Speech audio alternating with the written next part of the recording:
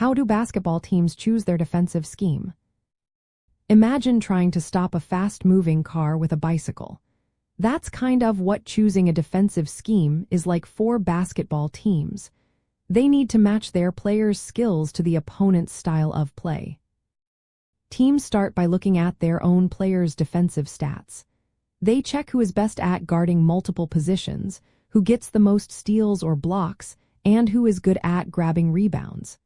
If a player has a high defensive rating, they might be assigned to guard the opponent's top scorer.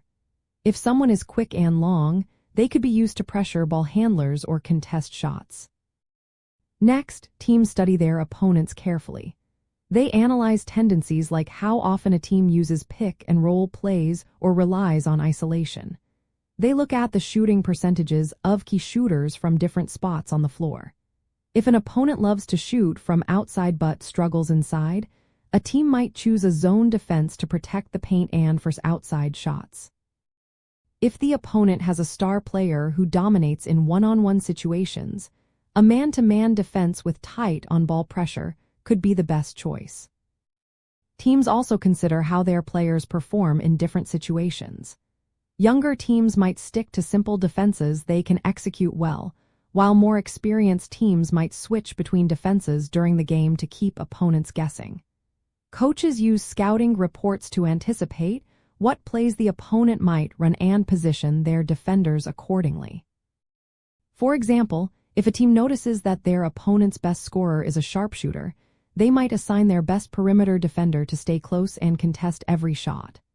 If the opponent's main threat is a strong inside scorer, they may use a zone to collapse the paint and make it harder to score inside. Sometimes, after a made basket, teams will switch to a full-court press to create turnovers and speed up the game. All of this comes down to matching the team's strengths with the opponent's weaknesses. Coaches analyze player statistics and tendencies to decide whether to play man-to-man, zone, or a combination of both. They also adjust during the game based on how the opponent is playing. This way, they can disrupt the opponent's rhythm and increase their chances of winning.